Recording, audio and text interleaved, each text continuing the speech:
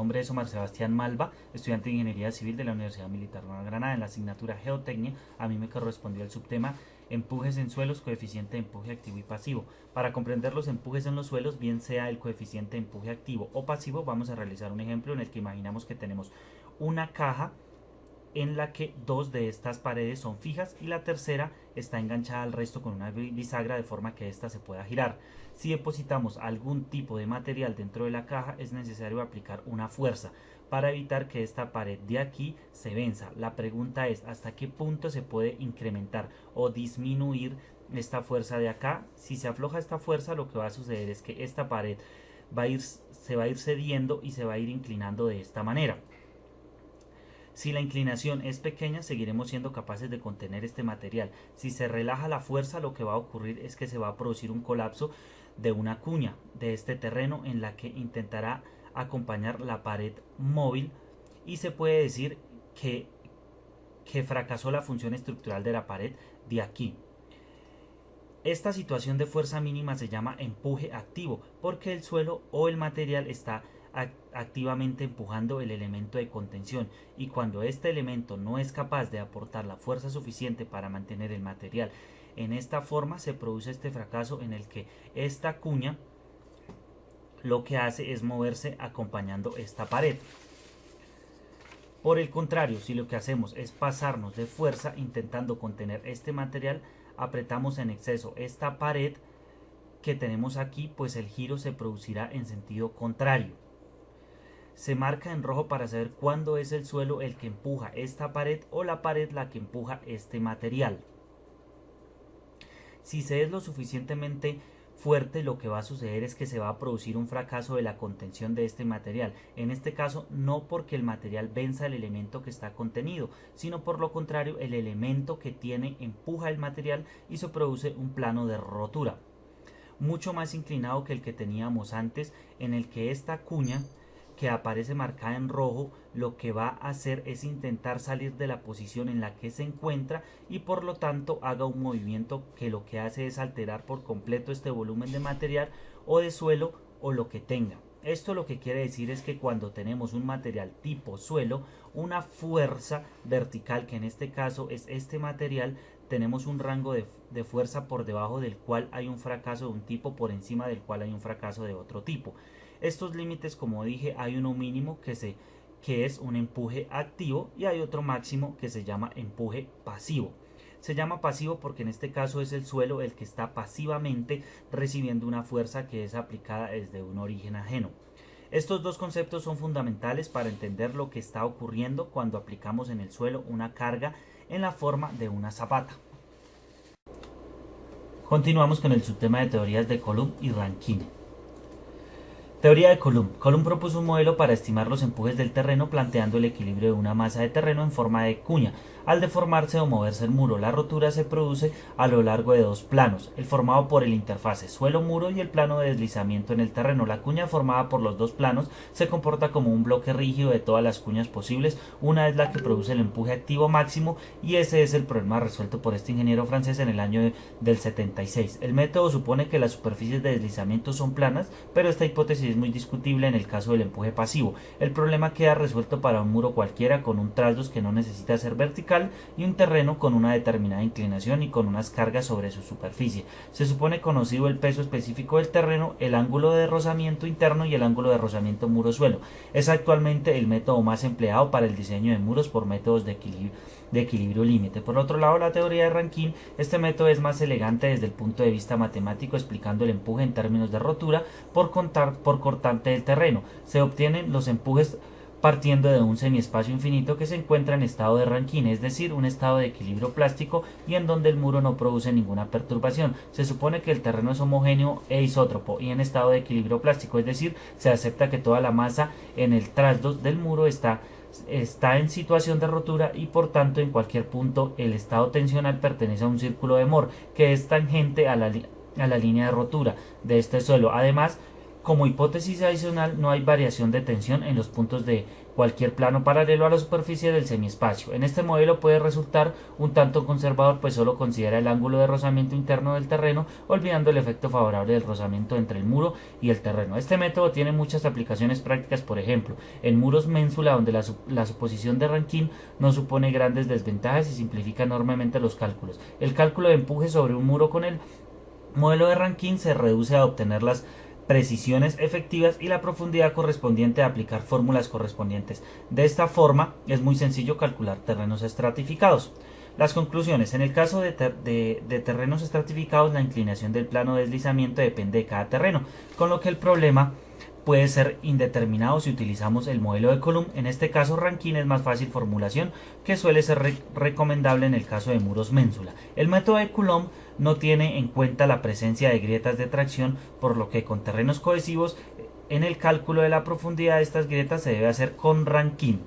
El método de Rankine no considera el rozamiento entre el muro y el terreno, lo cual es conservador. Es un aspecto importante en muros de gravedad cuyos empujes activos se prefieren calcular en Coulomb. Gracias. Buen día, profesor.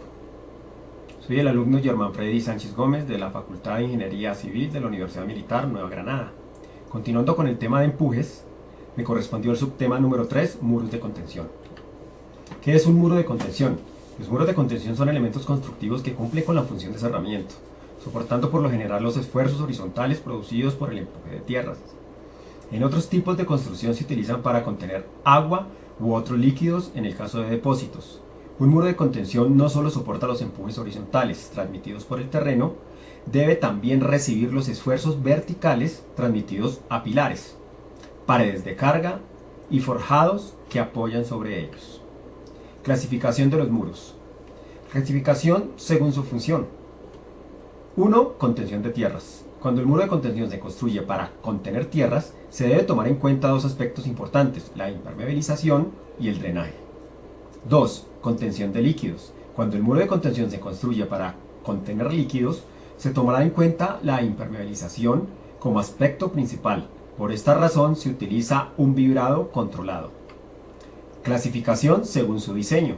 Estas clasificaciones dependen si el muro cuenta con talón y o puntera.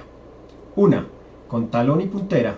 Este tipo de muro requiere sobrepasar la línea de edificación, siendo el talón una prolongación de la zapata. Aporta mayor estabilidad y brinda apoyo para la construcción del muro.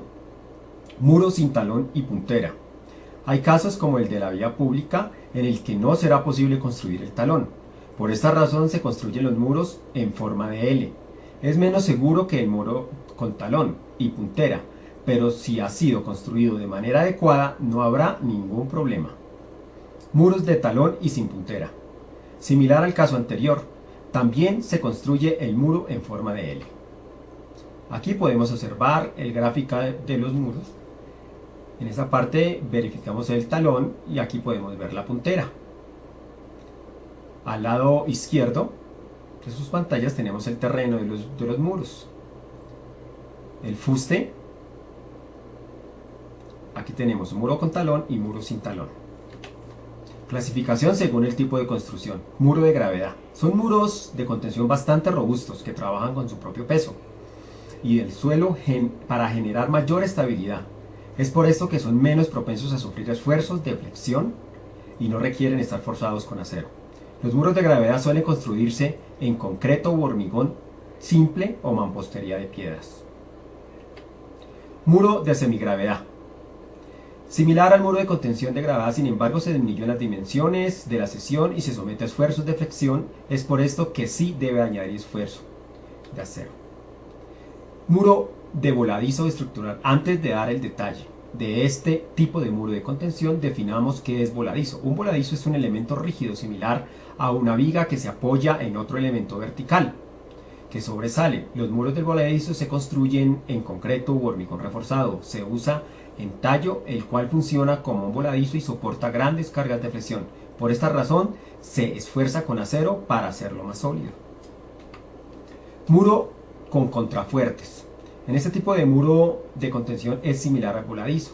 Aquí se adicionan losas delgadas verticales de concreto, los cuales se les van a llamar contrafuertes. De esta manera se une el tallo con el talón y se disminuyen los esfuerzos cortantes. Se utilizan muros con contrafuertes de largas longitudes y espacios. El subtema 4 son las tablestacas.